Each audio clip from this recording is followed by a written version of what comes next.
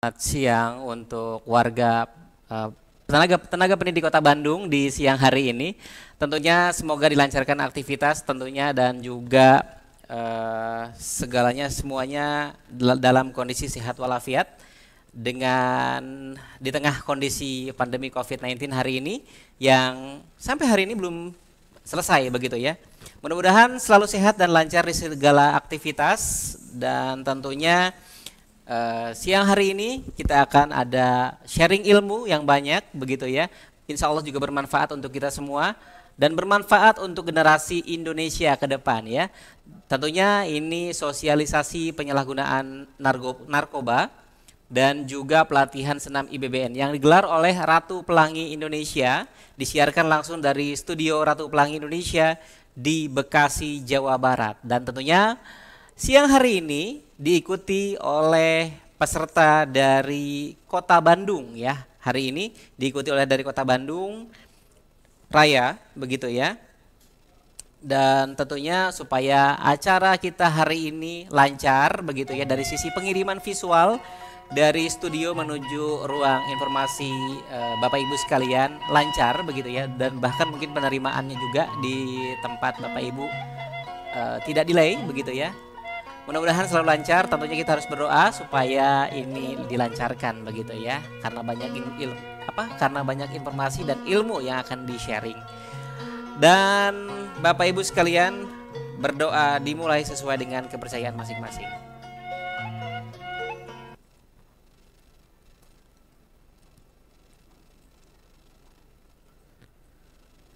Ya, berdoa selesai, mudah-mudahan dilancarkan. Selamat bergabung juga untuk peserta yang baru saja bergabung. Dan tentunya diharapkan untuk para peserta untuk mematikan atau memute tombol mic di sebelah kiri bawah. Apabila terjadi gangguan penerimaan bisa berinteraksi melalui kolom chat di bagian bawah layar Anda. Dan acara selanjutnya adalah menyanyikan lagu Indonesia Raya yang akan dipandu oleh Dirijen Ibu Susi. Untuk para peserta diharapkan untuk berdiri menyanyikan lagu Indonesia Raya.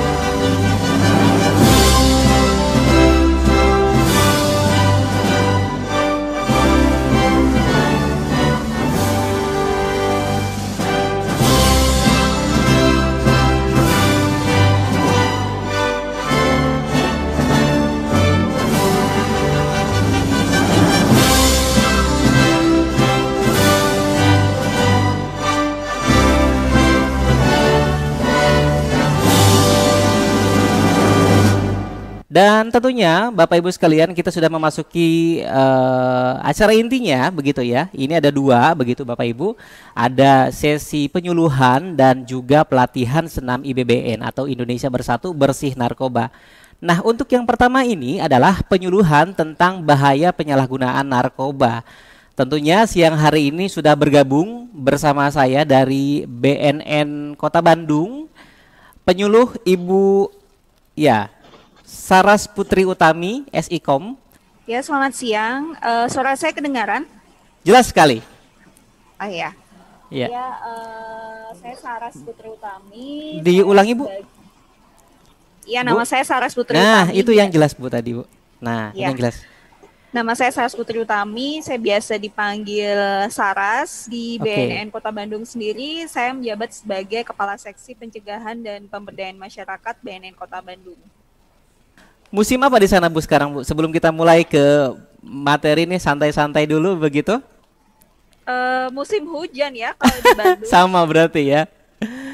Oke. Ya, kan mungkin saya ini ya apa?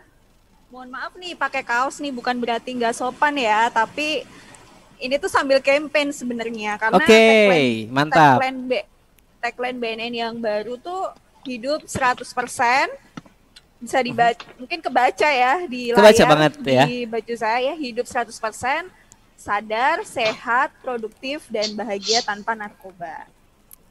Bagus, warnanya hitam. Kapan-kapan mungkin bisa dikirimkan ke kami di studio satu saja mungkin buat saya atau mungkin juga buat teman-teman saya di studio Ratu Pelangi Indonesia, Bu.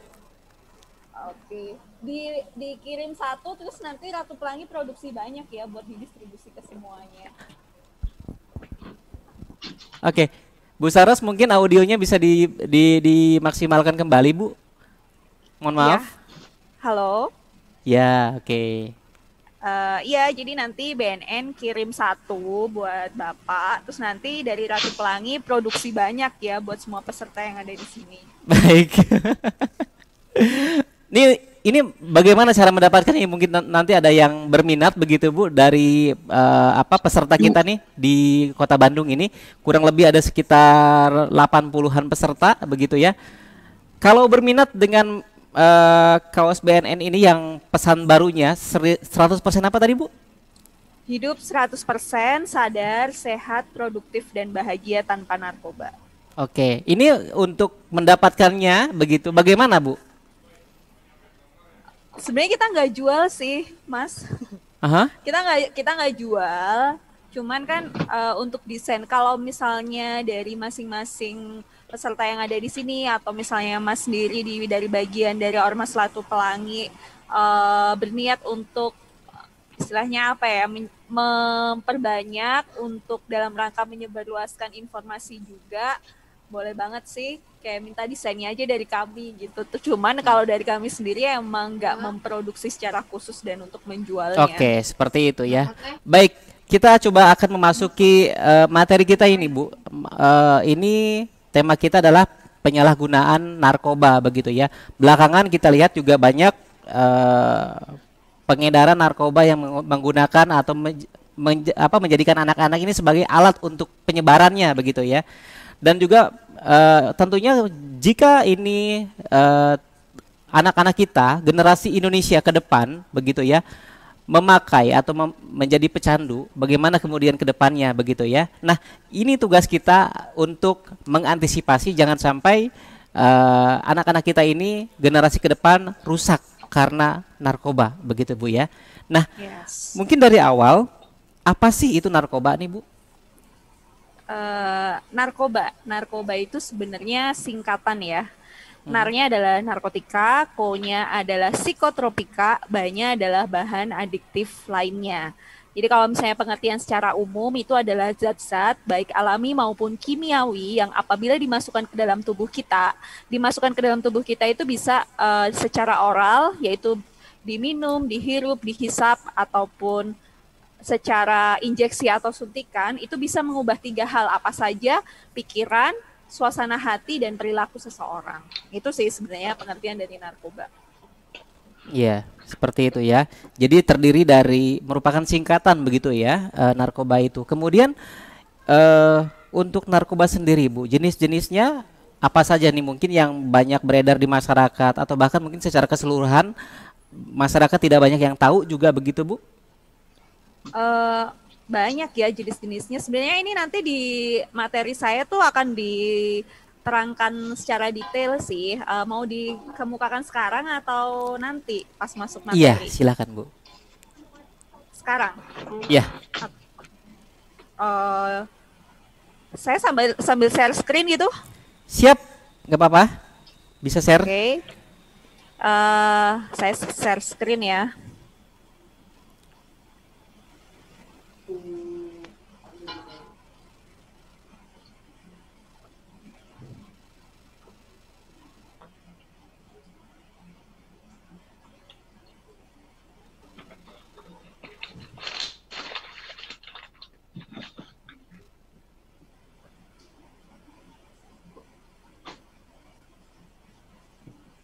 Nah, ini ya, narkoba. Tadi yang seperti saya udah sampaikan, narkoba itu sebenarnya ada singkatan dari narnya adalah narkotika, ko-nya adalah psikotropika, ba-nya adalah bahan adiktif lain.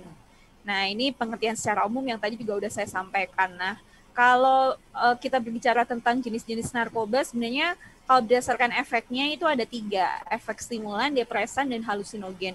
Stimulan itu seperti apa? Stimulan itu cara kerjanya adalah merangsang aktivitas saraf pusat. Artinya orang itu dipaksa untuk menjadi aktif terus gitu. Jadi bisa nih seorang pecandu sabu atau mungkin ekstasi itu ketika dia berada di dalam pengaruh narkotika jenis sabu atau ekstasi yang dia punya efek stimulan, itu bisa dia dalam waktu 3 hari 3 malam nggak istirahat, on terus, kemudian gak merasa lapar, gak merasa capek, itu bisa terjadi karena dia punya efek stimulan. Nah, kalau depresan itu kebalikan dari stimulan. Kalau Selamat stimulan, siang, Pak. Maaf, suaranya kurang kedengaran, Pak. Terima Oke, kasih. baik. Halo, Ya, selamat siang. Maaf, audionya ya. Pak. Suaranya kurang eh kedengaran, Pak. suara saya nggak kedengaran, Pak. Kurang di sini. Peserta tidak bisa mendengar jelas. Baik, mungkin Terima Bapak bisa kasih. membesar volumenya bisa dibesarkan kembali, Pak. Untuk saya sendiri di studio bisa mendengar dengan jelas, begitu, Bapak. Di sini speakernya udah di polin ya, Pak ya, tapi nggak kedengar juga. Oh, gitu. Sedikit kecil. Makasih, Pak. Baik, silakan Bu Saras dilanjutkan kembali. Oke. Jadi kalau misalnya stimulan tadi kan dia cara kerjanya adalah merangsang aktivitas saraf pusat ya. Nah, kalau depresan ini sebenarnya kebalikan dari stimulan. Depresan itu justru dia menekan aktivitas saraf pusat. Nah, kalau orang yang konsumsi narkotika punya efek stimulan itu dia biasanya aktif terus. Nah, kalau depresan ini kebalikannya. Jadi biasanya cenderung ngantuk, terus tidur terus kayak gitu. Nah, ini biasanya ditemukan di di narkoba atau narkotika Mhm. misalnya seperti heroin, putal, atau misalnya alkohol atau obat-obat depresan. Nah, kalau halusinogen itu sebenarnya eh, keadaan di mana dia nggak bisa membedakan mana kenyataan dan mana yang angan-angan gitu. Nah, biasanya efek halusinogen ini bisa diperoleh dari narkotika misalnya sabu nih. Sabu dia punya efek stimulan, tapi selain punya efek stimulan dia juga punya efek halusinogen.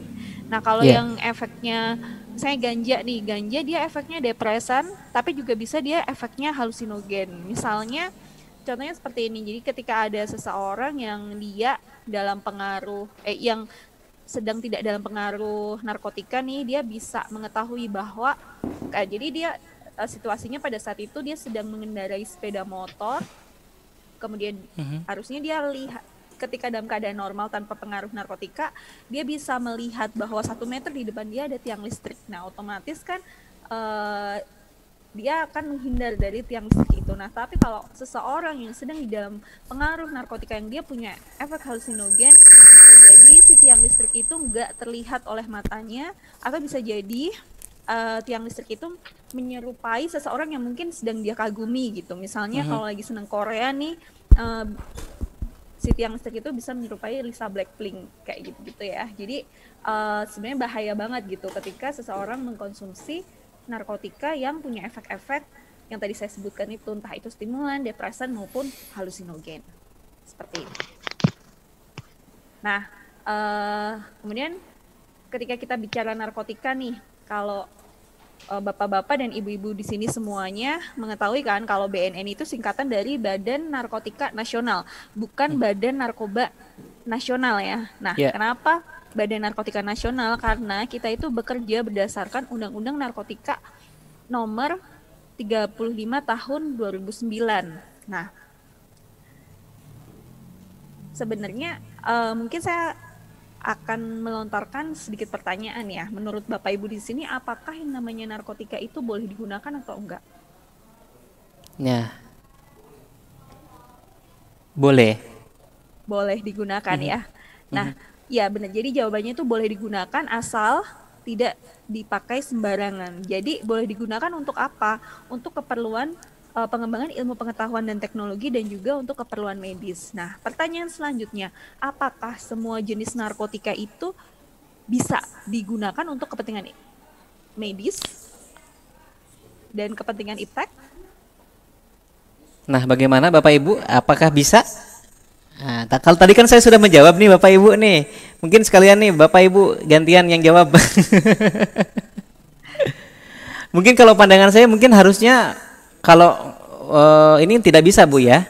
Tidak semua jenis bisa dilakukan begitu. Betul. Seperti yang sudah ada di layar ya. Jadi tidak semua narkotika itu bisa digunakan untuk kepentingan medis.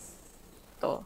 Jadi makanya di dalam Undang-Undang Nomor 35 Tahun 2009 narkotika itu dibagi menjadi 3 golongan. Apa saja? Golongan 1, golongan 2, dan golongan 3.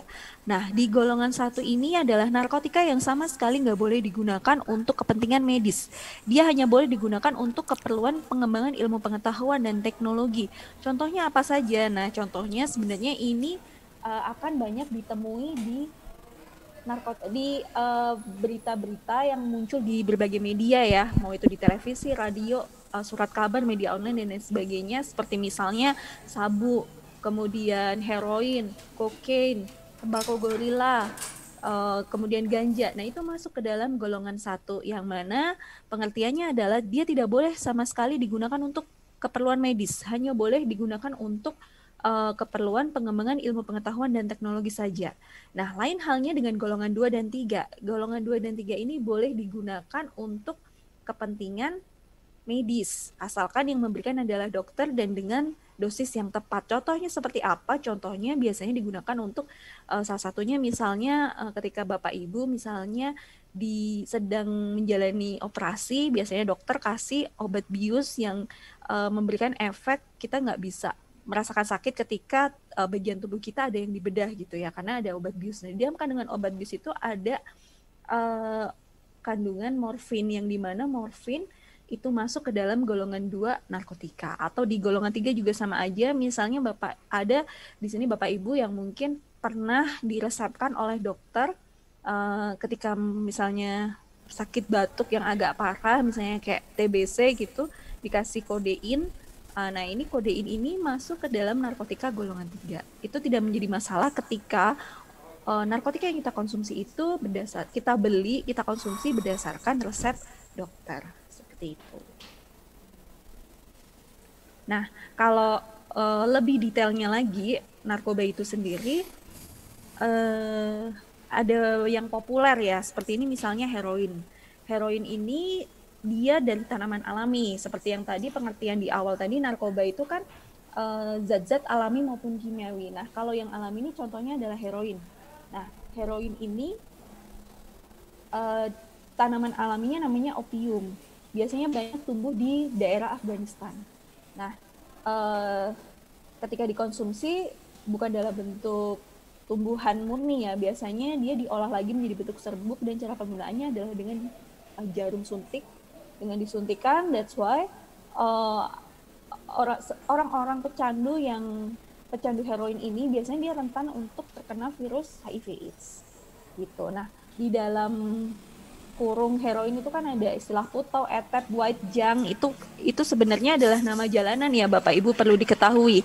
Nah, kenapa kita perlu kasih tahu? Karena biasanya bandar ataupun seorang pecandu narkoba dia nggak akan secara eksplisit dia bilang bahwa saya konsumsi ganja gitu. Biasanya dia akan sebutkan nama-nama jalanannya gitu. Nah, ini Bapak Ibu perlu tahu karena jangan sampai nih misalnya putra atau putri Bapak Ibu atau murid-murid Bapak Ibu bilang bahwa mau beli cimeng gitu, dikira cimeng itu sejenis cireng ya, bukan ya Bapak Ibu. Jadi cimeng itu sebenarnya adalah nama jalanan dari ganja gitu ya. Ini kenapa kita perlu kasih tahu nama-nama jalanannya tuh apa gitu. Nah, kalau ganja ini seperti yang Bapak Ibu mungkin sudah ketahui ya, baik dari media dan lain sebagainya,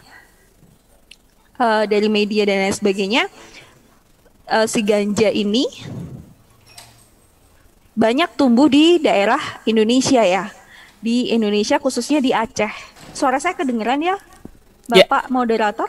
ya betul. Katanya naik turun soalnya. Mm-mm. Ya, tadi sih sempat agak low begitu. Ya. Nah, lanjut aja. Jadi kalau ganja itu sendiri sebenarnya banyak tumbuh di daerah Indonesia, dan mungkin Bapak Ibu juga mengetahui di berita-berita ya bahwa banyak orang yang berusaha untuk melegalisasi ganja seperti itu. Nah, tapi sejauh ini di aturan kita, di hukum kita Indonesia, di Undang-Undang Nomor 35 Tahun 2009, ganja masih masuk ke dalam golongan satu yang mana masih nggak boleh digunakan untuk kepentingan medis. Jadi apapun alasannya, walaupun itu untuk kepentingan medis seperti yang terjadi pada saat itu, kasus suami istri ya, istrinya sakit, kemudian dikasih obat ganja dan suaminya dikenakan pasal, harus menjalani hukuman karena perbuatannya menggunakan ganja untuk kepentingan medis. Nah itu ya karena kita masih tinggal di negara Indonesia, makanya kita wajib juga untuk bisa mentaati peraturan yang masih berlaku di Indonesia gitu. Jadi kalau misalnya negara lain boleh, kenapa negara kita enggak ya? Karena negara kita masih punya aturan di mana ganja itu masih masuk ke dalam golongan satu narkotika. Nah, ganja itu kan cara penggunaannya tuh dengan dirokok ya. Ini kenapa kita selalu informasikan bahwa rokok itu sebenarnya adalah pintu gerbang menuju narkoba, karena biasanya diawali dengan rokok, dan narkoba yang mirip-mirip sama rokok apa kalau sekarang ada tembakau gorila, ada ganja, seperti itu. Bahkan mungkin potensi penyebarannya pun juga dibentuk dari peredaran yang sudah ada nih, rokok-rokok yang sudah ada di pasaran begitu ya. Ini tembakaunya beberapa waktu lalu, mungkin 10 tahun ke belakang begitu ya. Ini tembakaunya diganti begitu ya. Jadi rasa yang di ketika dicoba begitu ya, beda begitu ya dari rokok pada umumnya begitu. Iya, apalagi kalau sekarang trennya anak SMA, trennya mahasiswa yang bisa terjangkau kan. Nah, mereka kalau misalnya konsumsi sabu kan harganya sangat tidak terjangkau ya, karena kan 1 gram sabu itu bisa 1 sampai 1,5 juta. Sedangkan kalau ganja tuh masih terhitung lebih terjangkau gitu, bisa dijangkau sama anak sekolah gitu. Apalagi sekarang marak itu tembakau gorila, yang mana tembakau gorila itu sebenarnya adalah tembakau biasa yang dia cuman disemprot sama cairan yang masih satu turunan nama ganja, yaitu cairan AB-Siminaka dan AB-Fubinaka gitu. Nah, lanjut lagi di narkotika populer, ekstasi. Ekstasi ini bentuknya dia narkotika sintesis ya, jadi bukan dari tanaman. Dan kenapa saya kasih gambar gigi yang rusak, karena sebenarnya seorang pecandu ekstasi itu biasanya dia konsumsi ekstasinya itu dengan cara dikunyah. Jadi nggak diminum pakai air kayak obat-obatan biasa ya, tapi dia dikunyah gitu, karena konon efeknya akan lebih terasa dahsyat ketika proses konsumsinya itu dengan cara dikunyah. Nah, makanya yang terlihat sangat signifikan perubahannya adalah giginya. Tuh, jadi seorang pecandu ekstasi biasanya dalam kurun waktu 1 sampai 2 tahun giginya bisa berubah rusak seperti yang ada di penampakan ini gitu. Nah, kalau misalnya kita konsumsi atau ngunyah nasi dari kita lahir sampai dengan, misalnya saya sekarang umurnya 30 tahun gitu ya, selama 29 tahun saya konsumsi nasi, ngunyah nasi, kalau misalnya dirawat dengan standar ya, giginya masih utuh gitu. Tapi ketika orang dengan dia konsumsi ngunyah ekstasi, itu giginya kondisinya bisa nampak seperti itu artinya kan berarti ekstasi memang tidak layak untuk kita konsumsi, seperti itu. Oke, sebelum nanti dilanjutkan Bu, saya ingin coba menyampaikan dulu nih untuk para peserta begitu ya, yang ingin bertanya, boleh ya, silahkan langsung saja melalui kolom chat begitu ya. Apapun mungkin, bahkan di sekitar Bapak Ibu mungkin ada anak begitu ya yang terindikasi begitu ya menggunakan narkoba, kemudian bagaimana cara penanganannya begitu ya, bisa ditanyakan melalui kolom chat di bagian bawah layar, atau juga kalau pengen ngobrol langsung bersama kita di sini ya bisa langsung ya, tinggal mengajukan pertanyaan nanti di kolom chat ya. Oke, Bu Saras, kita lanjutkan kembali materi kita terkait dengan narkoba. Tadi sudah sampai di tahap narkotika. Adakah lagi Bu yang menjadi salah satu jenis narkoba itu? Masih banyak ya, saya share screen lagi. Jadi tadi kita udah sampai ke ekstasi, kemudian ada juga narkotika populer itu sabu ya. Nah, sabu ini sama sintesis juga dan dia tuh bentuknya seperti micin ya. Nah, ini efeknya seperti yang sudah tertulis di layar, banyak efeknya. Salah satunya adalah gangguan jiwa atau depresi, seperti itu. Nah, kalau ini kokain itu dari tumbuhan alami, kemudian diolah menjadi bentuk serbuk dan cara penggunaannya dengan dihirup ya. Jadi ini biasanya pakai lintingan uang, terus dihirup dengan hidung kita. Dan kenapa di situ kerusakannya adalah kerusakan jaringan dalam hidung, yaitu karena cara pemakaiannya adalah dengan dihirup seperti itu. Kalau misalnya kita hirup udara seumur hidup kita kan, sampai dengan saat ini jaringan dalam hidung kita masih baik-baik saja ya, tapi tidak demikian ketika seseorang yang menghirup kokain lewat hidung. Nah, itu bisa kita simpulkan bahwa ya memang kokain itu adalah benda yang memang yang tidak baik untuk kita konsumsi. Nah, ini seperti yang tadi saya bilang, ada tembakau gorila. Jadi ini sebenarnya adalah tembakau biasa, tapi dia disemprot sama cairan yang masih satu golongan dengan ganja, yaitu abesiminaka dan abeflubinaka. Jadi dia ganja tapi sifatnya sintesis gitu. Kemudian efeknya kurang lebih sama ya. Kemudian ini ada flaka. Kalau flaka ini waktu itu mungkin sebagian dari Bapak Ibu yang ada di sini pernah lihat di YouTube waktu itu atau di video-video yang di-share di WhatsApp grup mungkin ya, sempat viral emang ya. Sempat viral di mana orang-orang itu menyerupai zombie yang dia nggak bisa mengendalikan apa yang dia lakukan gitu ya, karena memang si flaka ini dia maksudnya merusak langsung pada jaringan otak mereka gitu. Jadi udah nggak sinkron lagi, karena kan sebenarnya otak itu juga mengatur kinerja tubuh kita gitu. Ketika otak kita diserang dan dirusak sama flaka ini, maka nggak ada sinkronisasi gitu, nggak ada sinkronisasi antara apa yang diinginkan, apa yang diperintah otak dengan apa yang dilakukan oleh tubuh kita gitu.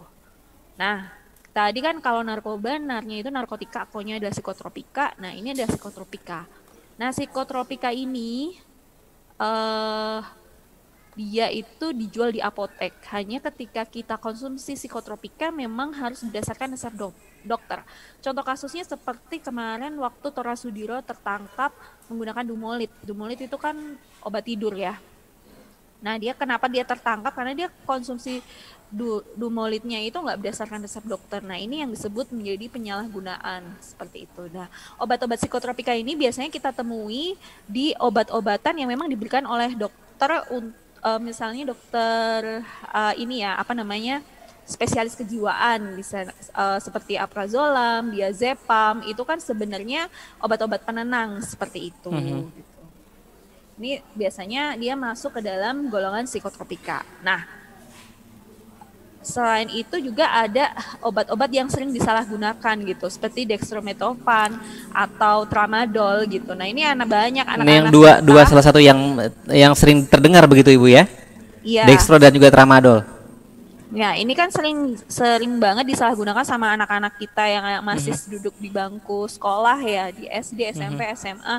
Mereka sering banget untuk menyalahgunakan obat-obatan ini gitu. Nah, mungkin Bapak Ibu guru yang ada di sini bisa turut mengedukasi lagi gitu ya sama murid-murid anak-anak didiknya seperti itu, bahwa ketika kita konsumsi obat aja yang memang diresepkan dari dokter, tubuh kita aja bisa ada yang bisa menerima ataupun ada yang bisa menerima, apalagi obat yang emang jelas-jelas gak diresepkan sama dokter kan, itu sebenarnya sangat berbahaya bagi tubuh kita gitu. Nah, mungkin lebih apa ya, lebih kayak diedukasi lagi aja gitu. Dan Bapak Ibu guru yang ada di sini juga sebenarnya bisa melakukan deteksi dini juga ya untuk apa namanya, lingkungan di sekitar sekolahnya gitu. Misalnya nih deteksi dininya tuh bisa seperti ini. Kalau misalnya di sekolahan ada limbah atau sampah, misalnya komik dalam jumlah yang cukup banyak, itu kan sebenarnya Bapak Ibu guru yang ada di sini bisa curiga dong gitu bahwa oh jangan-jangan ada penyalahgunaan obat nih di sini gitu. Karena sekarang penyalahgunaan itu nggak cuma penyalahgunaan narkotika saja ya, tapi penyalahgunaan obat itu di kalangan siswa juga berdasarkan survei BNN itu juga cukup tinggi gitu, penyalahgunaan obat biasa gitu, kayak obat komik kan memang dijual di apa namanya, di warung-warung gitu, di swalayan itu kan memang dijual secara bebas gitu. Nah banyak siswa-siswa yang memang menyalahgunakan obat komik ini dalam jumlah yang cukup banyak gitu. Misalnya sekali minum dia bisa 10 gitu, bisa 8 gitu. Ada beberapa sekolahan yang pernah mengirimkan siswanya untuk direhabilitasi ya di BNN karena siswanya kedapatan dia menyalahgunakan obat komik gitu. Nah, ini juga bisa menjadi sebuah pandangan baru ya mungkin buat Bapak Ibu di sini yang mungkin belum mengetahui bahwa kami juga menyediakan layanan rehabilitasi gitu buat siswa-siswa, buat masyarakat yang mana mereka memang menyalahgunakan narkotika, menyalahgunakan obat-obatan terlarang. Nah itu bisa dapat treatmentnya di kantor BNN gitu. Untuk lebih lanjutnya sih nanti bisa aja datang ke kantor BNN di Jalan Cianjur nomor 4 gitu. Nah kalau ini tadi narkoba, narkotika, psikotropika ini banyak itu adalah bahan adiktif. Sebenarnya bahan adiktif itu pengertiannya adalah zat-zat yang apabila dia dipakai secara berlebihan, dia bisa menyebabkan kecanduan ya dan ketergantungan gitu.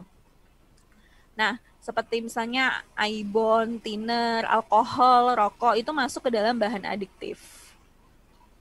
Ya, ini mungkin beberapa di antara Bapak Ibu pernah melihat anak-anak jalanan gitu ya, dia ngelem. Nah, ini yang salah kan bukan aibonnya ya. Aibon tuh legal untuk diperjualbelikan gitu. Yang menjadi salah adalah ketika anak-anak ini memakai aibon untuk dihirup gitu, bukan untuk merekatkan sesuatu gitu, misalnya merekatkan sepatu, merekatkan kertas dan lain sebagainya. Ini nikotin. Itu sih kalau kita berbicara tentang jenis-jenis narkotika, mungkin itu yang bisa saya sampaikan. Halo. Ya. Oke. Kalau tadi kan sudah ada beberapa jenis termasuk yang adiktif begitu ya. Kemudian tadi ada sedikit dibahas begitu ya terkait dengan anak yang terindikasi sudah memakai narkoba begitu ya. Otomatis kan ini perlu dilakukan yang namanya rehabilitasi nih Bu ya. Ini urutannya begitu ya, prosedurnya jika kita berminat untuk merehabilitasi anak begitu ya, atau mereka yang sudah terkena narkoba ini, bagaimana kemudian prosedurnya Bu? Prosedurnya sih sebenarnya yang pertama Bapak Ibu bisa menghubungi BNN dulu ya, berkoordinasi dengan kami, bisa itu datang langsung ke kantor kami. Kami kebetulan di Jalan Cianjur nomor 4 itu ada klinik Pratama yang dia memang melayani, memberikan pelayanan, salah satunya adalah pelayanan rehabilitasi gitu. Jadi bisa datang langsung ke kantor kami, bisa juga by phone dulu gitu ya. Nanti misalnya nomor saya bisa dicatat di 081 39 44 82 182. 081 39 44 82 182 itu nomor saya. Oke, saya ulangi ya berarti ya. Mungkin untuk para peserta bisa kembali mencatat begitu ya. Di 0813 944 2182 begitu ya. Ini untuk nomor dari BNN begitu ya. Itu nomor HP pribadi saya. Oh, langsung ya. dengan Ibu Putri, dengan Bu Saras ya. 081394482182. Nah, itu nanti mungkin bisa saya reverse nanti ke kepala seksi rehabilitasinya ketika Bapak Ibu memang berniat untuk melakukan rehabilitasi. Jadi pertama kita berkoordinasi dulu, nanti setelah berkoordinasi biasanya dipersilahkan datang di klinik pertama kami dan nanti akan ada petugas yang akan memberikan asesmen gitu. Nanti di asesmen itu bisa ditentukan sejauh mana sih tingkat penyalahgunaan dari orang yang bersangkutan, dari si orang yang memang mau direhab ini, apakah dia baru di tahap coba pakai, teratur pakai, ataupun dia sudah menjadi pecandu. Nah, ketika sudah diketahui tingkatannya, dia berada di tingkatan yang mana, apakah sebagai baru tahap coba pakai, teratur pakai, ataupun pecandu, setelah itu baru bisa ditentukan metode rehabilitasi apa yang bisa diterapkan untuk orang yang bersangkutan. Seperti itu sih. Seperti jadi itu nanti ya. akan ada rehabilitasi medis dan juga rehabilitasi sosial mungkin kalau misalnya memang diperlukan, dan bisa juga nanti akan ada pasca rehabilitasi. Gitu sih. Jadi semuanya tergantung asesmennya dan rujukan apa, treatment apa yang nanti akan diberikan kepada si orang yang akan menjalani proses rehabilitasi ini. Oke, berarti setelah asesmen begitu ya, kemudian bagaimana Bu cara untuk menerapkan teknik dari rehabilitasi bagi para pecandu narkoba ini, Bu? Saya nggak bisa bilang secara pasti ya gitu, karena kan tadi sudah saya bilang di awal bahwa semuanya nanti tergantung asesmennya gitu, apakah dia berada di tingkat penyalahguna yang seperti apa, apakah dia coba pakai. Biasanya kalau coba pakai itu dia kan treatmentnya misalnya dirawat jalan gitu. Ada yang teratur pakai, ada yang pecandu, bahkan nanti ada juga yang bisa di reverse ke panti rehabilitasi yang memang sudah bekerja sama dengan BNN, yang mana setiap panti rehabilitasi itu punya metode yang berbeda-beda gitu, tidak bisa disamakan gitu. Cuman kalau dari BNN nih, kalau misalnya ngomongin tentang rehabilitasi di BNN sendiri, BNN kan ada Balai Besar Rehabilitasi Lido di Sukabumi sana. Itu kita biasanya di tahapnya itu kan ada rehabilitasi medis, kemudian rehabilitasi sosial gitu. Nah, biasanya kalau di rehabilitasi medis itu di awal pertama itu biasanya orang akan dikasih terapi simptomatik gitu. Biasanya kan si pecandu ini kalau misalnya dia lagi sakau gitu ya. Sakau itu gejala putus zat gitu. Jadi orang pecandu kalau biasanya dia udah make, terus habis itu dia nggak make, itu kan ada satu kondisi dia mengalami gejala putus zat namanya. Nah, itu biasanya kan gejalanya beda-beda nih, ada yang diare, ada yang muntah-muntah, ada yang menggigil kedinginan dan lain sebagainya. Nah, kita kasih yang namanya terapi simptomatik.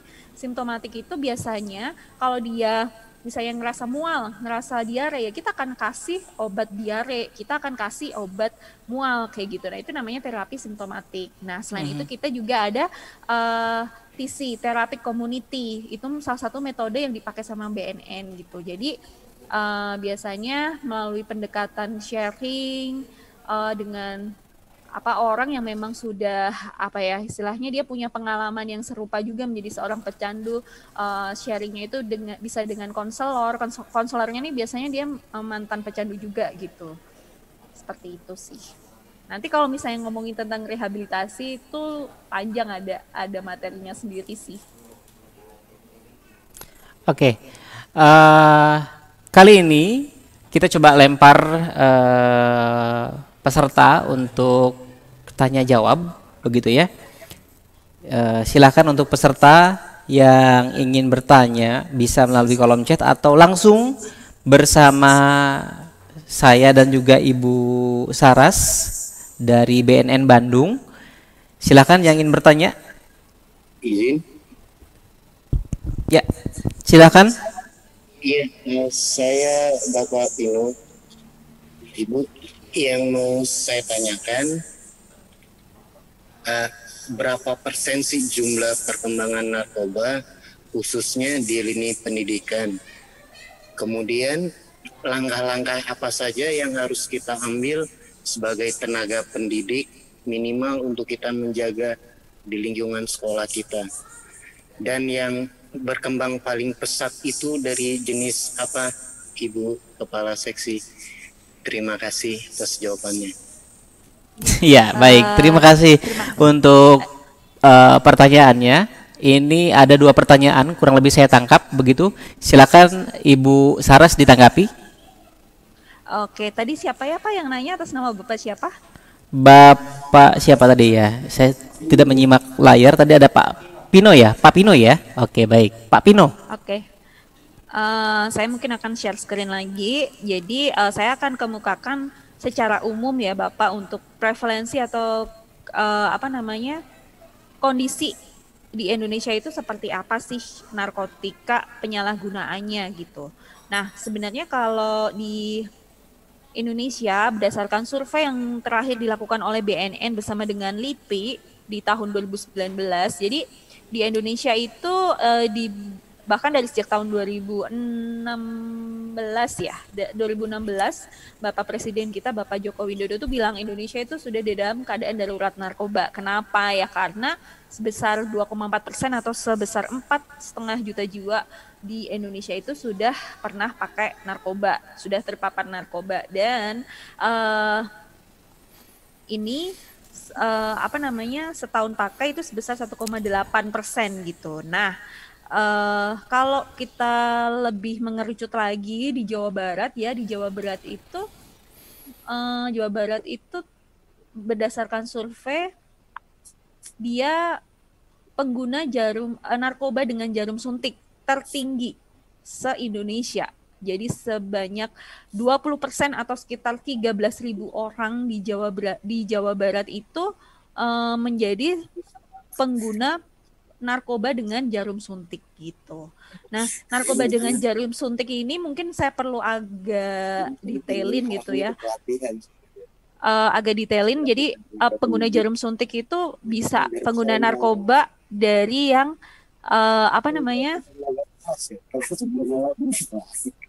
harus ada penekanan di materi ini. Halo. Ya. Ya, kayaknya tadi ada yang agak noise gitu ya, jadi saya agak buyar konsentrasinya. Jadi pengguna jarum suntik ini kalau tadi di materi itu sempat saya sampaikan ya bahwa kayak putau, heroin itu kan pakai jarum suntik. Nah, selain putau dan heroin ada juga yang namanya Subuxone. Subuxone itu kan sebenarnya dia suka dipakai untuk substitusi gitu. Untuk substitusi artinya untuk substitusi orang yang menjadi pecandu heroin. Dokter nih ketika ada seorang yang direhabilitasi biasanya dia ganti heroin itu dengan Subuxone ini yang mana memang sudah ditentukan dosisnya gitu ya. Yeah. Nah, itu jadi narkotika substitusi gitu. Tapi kebanyakan orang tuh menyalahgunakannya gitu. Menyalahgunakannya adalah begini. Subuxone itu kan sebenarnya cara penggunanya adalah dengan diminum. Cara diminumnya itu ditaruh di bawah lidah gitu. Nah, tapi banyak orang-orang yang menggunakannya itu dengan cara obat itu tuh dihancurkan, kemudian dilarutkan dan disuntikan ke dalam tubuh mereka. Nah, cara penggunaannya itu kan salah gitu. Obat yang memang harusnya dikonsumsi dengan cara diminum ya, secara oral, tapi dia kasih di injeksi suntikan. Nah, itu yang nggak boleh gitu, karena kan cara kerjanya akan berbeda dan tubuh kita pun penerimaannya akan berbeda dan itu sangat berbahaya gitu. Nah, di Jawa Barat itu tertinggi pengguna jarum suntik sebesar 20% atau sebesar 13.000 orang. Nah, kalau kita berbicara tentang Kota Bandung nih, Kota Bandung kita memang terakhir kali survei itu tahun 2015. Di situ dikemukakan bahwa sebesar 1,49% atau 25.000 orang dari penduduk di Kota Bandung itu terpapar penyalahgunaan narkoba. Kalau boleh dianalogikan mungkin satu stadion Siliwangi itu segitu banyaknya dikumpulin orang itu adalah pecandu narkoba gitu sih. Dan kalau di tingkat pendidikan memang pengguna pertama itu pengguna yang paling banyak itu yang pertama adalah pekerja. Setelah pekerja disusul oleh pelajar. Setelah pelajar baru profesi lainnya gitu. Nah, memang untuk melakukan upaya pencegahan ini ada strateginya gitu. Nah, saya mau kasih ini juga ya, maksudnya kasih pemahaman, saya akan share screen lagi. Saya akan kasih pemahaman ke Bapak dan Ibu-ibu yang ada di sini. Jadi, apa sih yang bisa kita lakukan? Nah, di sini ada yang namanya strategi P4GN. Strategi P4GN itu ada yang namanya demand reduction dan supply reduction gitu. Nah, kalau boleh saya analogikan ya, mungkin Bapak Ibu di sini pernah menjumpai fenomena batu akik, atau kalau sekarang nih yang lagi hits, yang lagi famous, yang lagi booming itu ikan cupang misalnya. Di pasaran pada saat itu waktu booming batu akik, banyak kan batu akik dijual di pasaran, atau ikan cupang. Ikan cupang juga saat ini banyak nih dijual di pasaran. Karena apa? Karena banyak permintaan seperti itu. Nah, demikian juga dengan narkoba. Mungkin Bapak Ibu di sini bertanya-tanya ya, loh, kok kayaknya BNN tuh di TV tuh kan pemberantasan narkoba, pengungkapan jaringan, sabu ditangkap, ditemukan berapa ton dan lain sebagainya, ganja dan lain sebagainya, tapi kok narkoba nggak bisa habis sih? Kenapa narkoba masih ada di Indonesia? Nah, kenapa narkoba masih ada di Indonesia gitu? Pada BNN dan kepolisian dan instansi-instansi yang berkaitan selalu melakukan pemberantasan karena apa? Karena masih ada banyak permintaan. Selagi masih banyak permintaan, maka yang namanya narkoba juga masih selalu ada di negara kita gitu. Nah, ini nih yang upaya yang sering terlupakan oleh kita gitu. Kalau kita ngomongin upaya supply reduction, sudah jelas yang kita lakukan adalah dengan pemberantasan narkoba gitu ya. Tapi ketika kita berbicara atau menanyakan kenapa masih aja ada, ya karena banyak permintaan. Nah, gimana caranya biar nggak banyak permintaan? Ya kita harus bisa mencegah orang untuk pakai narkoba. Jadi artinya pencegahan, pemberdayaan masyarakat dan rehabilitasi itu juga harus ada gitu. Nah, hal-hal ini yang mungkin tidak banyak terekspos oleh media gitu. Di media orang taunya cara mencegah dan memberantas penyalahgunaan dan peredaran gelap narkoba adalah dengan apa? Dengan pemberantasan narkoba, tetapi kenyataannya tidak hanya pemberantasan narkoba saja yang penting. Ternyata upaya pencegahan, pemberdayaan masyarakat dan rehabilitasi juga sama pentingnya dengan upaya pemberantasan. Nah, kalau tadi Bapak bertanya apa yang bisa kita lakukan, ya mari kita bersama-sama mencegah narkoba ini di lingkungan kita masing-masing. Pertama mulai dari diri sendiri, kemudian di lingkungan keluarga kita, setelah di lingkungan keluarga, di lingkungan pekerjaan. Lingkungan pekerjaan ada siapa saja? Ada misalnya guru, sesama guru, pegawai gitu ya, atau misalnya kalau di sekolah juga ada siswa-siswa. Karena apa yang bisa kita lakukan ya, mari kita mencegah itu di lingkungan sekolah kita gitu, melakukan deteksi dini gitu ya, seperti yang tadi saya bilang gitu. Bapak Ibu bisa mengamati lingkungan sekitar, kalau dirasa ada banyak limbah obat-obatan yang secara berlebihan, mungkin kita bisa curigai mungkin di situ ada penyalahgunaan obat gitu. Atau misalnya Bapak Ibu bisa melakukan sosialisasi, share lagi, bagikan lagi hal-hal penting tentang bahaya narkoba kepada siswa-siswi Bapak Ibu yang ada di sekolah gitu kan. Bisa dengan mengundang BNN, atau mungkin Bapak Ibu sendiri bisa menyelipkan di di mata pelajaran yang dibawakan oleh Bapak Ibu yang ada di sekolahan gitu. Atau mungkin di sekolahan suka menyelenggarakan event misalnya seperti lomba sepak bola, lomba futsal, atau pentas seni dan lain sebagainya. Sebenarnya event-event itu bisa kita manfaatkan untuk kita sambil sekalian campaign atau menyuarakan pencegahan narkoba gitu. Kita bisa insert konten di situ. Misalnya kita menyelenggarakan lomba futsal nih untuk anak anak didik kita gitu. Bisa aja kita masukin materi atau konten tentang hidup 100% seperti apa gitu. Kita istilahnya kita membangun hal-hal atau kegiatan-kegiatan yang positif untuk mengalihkan perhatian anak yang mengalihkan perhatian yang tadinya untuk mereka akan menyalahgunakan narkoba menjadi mereka tidak menyalahgunakan narkoba. Seperti itu. Demikian juga dengan regulasi nih. Bapak Ibu bisa membuat regulasi yang mendukung upaya P4GN, misalnya apakah ketika pendaftaran siswa baru dan lain sebagainya harus menyertakan surat keterangan bersih narkoba misalnya, itu kan sebagai bagian dari upaya deteksi dini seperti itu. Atau misalnya ketika ada siswa yang kedapatan menyalahgunakan narkoba, Bapak Ibu juga bisa membuat kebijakan bahwa sekolahan akan menyalurkan siswa yang terlibat penyalahgunaan itu untuk mendapatkan layanan rehabilitasi dan lain sebagainya gitu. Atau Bapak Ibu juga bisa melakukan misalnya menyelenggarakan kegiatan-kegiatan workshop, training of trainer yang bisa mengikut sertakan BNN, dan kami bisa memberikan edukasi, knowledge, pengetahuan, keterampilan mengenai upaya P4GN atau pencegahan dan pemberantasan penyalahgunaan dan peredaran narkoba. Mungkin itu sih yang bisa saya sampaikan.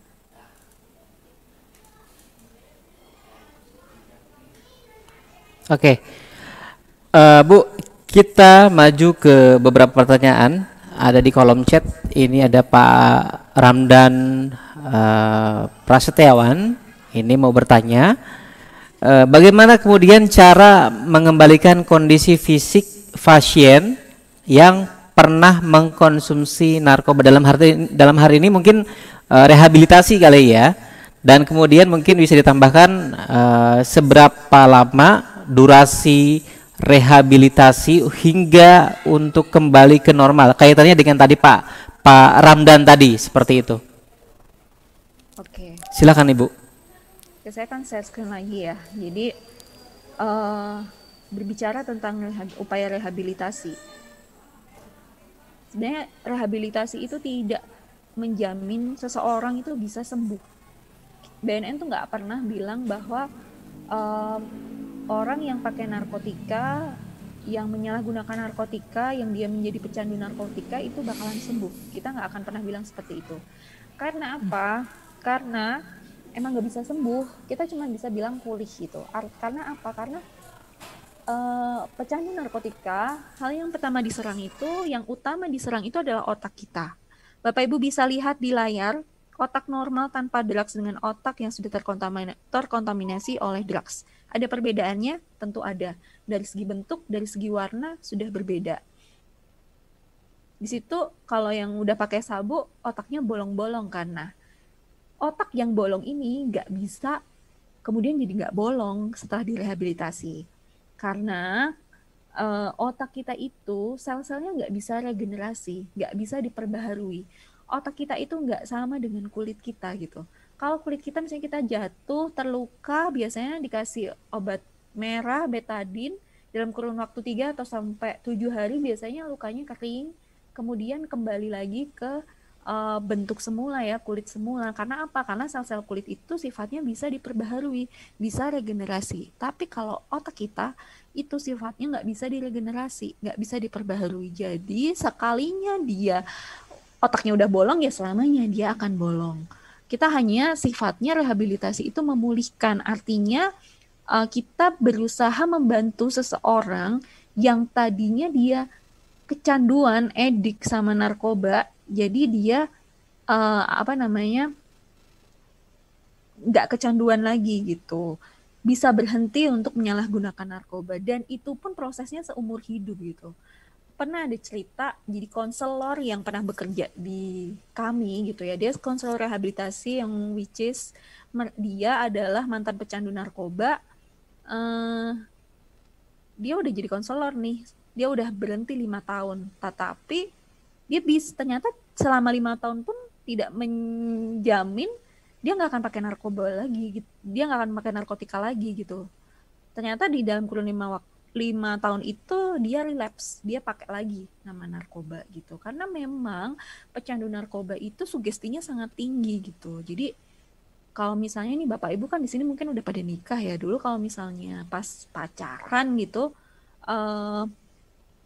ini saya menganalogikannya kayak orang pacaran terus putus, terus kalau misalnya kita ada di tempat, di situasi yang misalnya mengingatkan nih sama mantan pacar gitu kan, itu kan ada memori-memori yang terpanggil lagi. Nah, sama halnya dengan seorang pecandu narkoba juga kayak gitu. Misalnya, waktu itu dia pakai narkoba di kamarnya dengan desain kamarnya, catnya misalnya pink gitu ya, kemudian ada botol aqua yang dia pakai untuk nyabu waktu itu, terus dia habis itu rehabilitasi nih 6 bulan, 12 bulan di Sukabumi, kemudian dia balik lagi di kondisi kamar yang sama persis dengan sebelum dia direhabilitasi.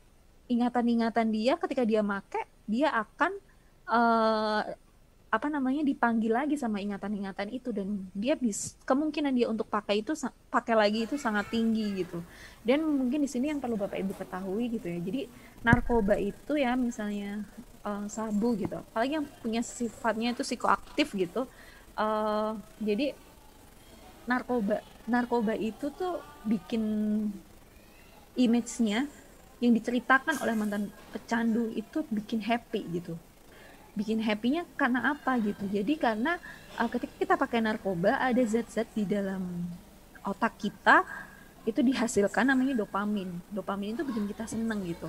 Nah, dopamin itu bisa dihasilkan dari banyak aktivitas. Misalnya nih, waktu kita makan enak, kita seneng kan, kita ngerasa seneng. Atau misalnya kita pergi berlibur ke tempat yang indah, yang bagus, itu kita seneng karena ada dopamin yang dikeluarkan gitu. Nah,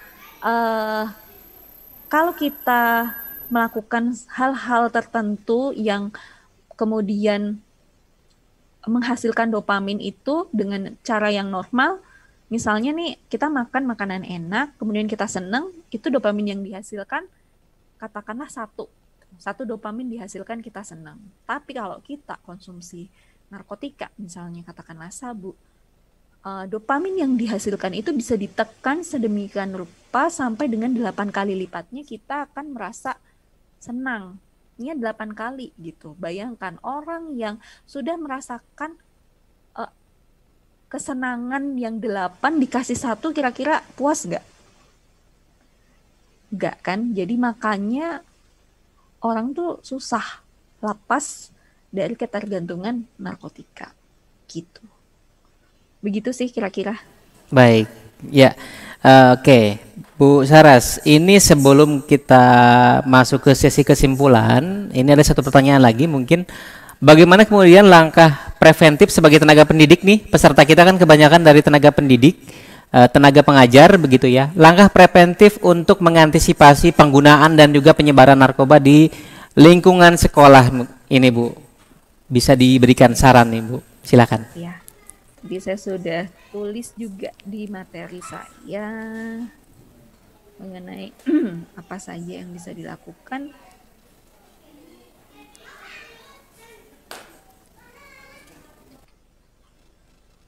Yang bisa dilakukan itu pertama kita harus care ya, kita harus peduli dulu gitu sama diri kita sendiri, kemudian keluarga, tempat kerja yaitu sekolahan ya, masyarakat gitu ya, yang nggak menutup kemungkinan nantinya kita bisa ada di dalam kondisi yang bersih dari penyalahgunaan narkoba.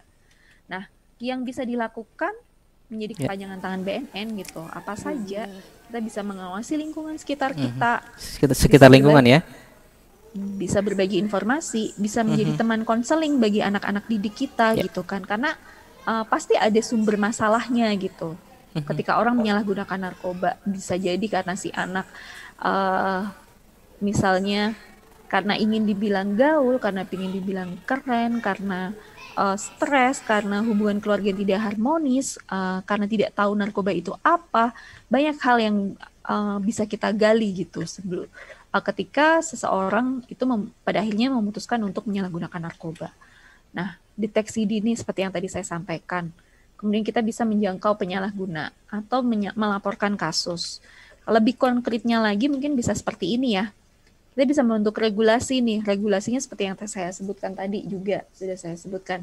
Kemudian bisa tes urin berkala kalau misalnya sekolahan memang ada biaya untuk melakukan tes urin. Karena tes urin sendiri sebenarnya tidak murah juga ya.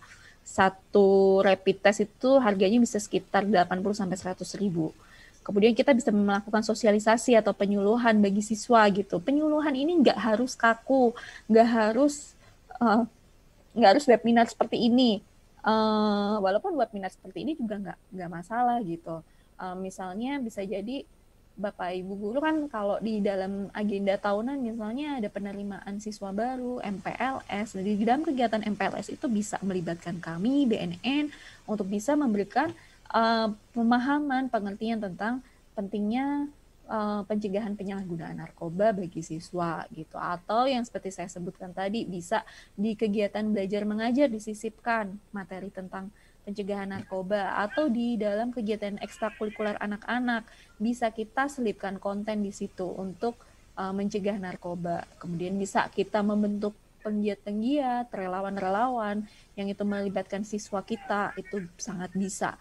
Kemudian kita bisa memberikan layanan konseling ya buat anak-anak kita, atau mungkin buat sesama guru juga.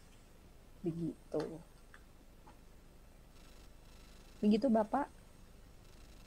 Baik, itu dia tadi Ibu Saras, terima kasih sudah memberikan informasi dan juga ilmu yang sangat bermanfaat untuk kita semua di siang hari ini. Tentunya mudah-mudahan sekali lagi bermanfaat untuk para tenaga pendidik kita agar ke depan dapat diaplikasikan guna terwujudnya generasi anak Indonesia yang berkualitas tentunya ya. Ibu Saras, terima kasih sudah berbagi dengan kita di siang hari ini. Salam untuk teman-teman di BNN Kota Bandung, tentunya juga sehat selalu begitu ya. Selamat siang. Selamat siang, terima kasih untuk Bapak Ibu yang ada di sini. Pokoknya kalau ada apa-apa, butuh informasi mengenai upaya pencegahan dan pemberantasan penyalahgunaan dan peredaran gelap narkoba, bisa menghubungi saya lewat nomor yang mungkin tadi saya juga sudah berikan di kolom chat ya, nanti bisa di-save. Apapun itu, mau kegiatan pencegahan, rehabilitasi, bahkan mau melaporkan adanya tindak peredaran gelap narkoba di lingkungan sekitar Bapak Ibu, boleh hubungi saya atau boleh DM di Instagramnya BNN di @bnnk di BNN_Kota Bandung. Nanti bisa DM di situ, telepon langsung ke kantor BNN juga bisa. Mangga silahkan. Terima kasih. Jangan sungkan-sungkan untuk bisa melibatkan BNN di setiap kegiatan yang diselenggarakan oleh Bapak Ibu di sini selaku tenaga pendidik di lingkungan sekolahan masing-masing. Baik, luar biasa. Terima kasih sekali lagi untuk Ibu Saras Putri Utami SIKOM selaku penyuluh dari BNN Kota Bandung. Tentunya mudah-mudahan bermanfaat untuk selengkapnya nanti bisa diikuti di sesi tatap muka untuk di Kota Bandung ya.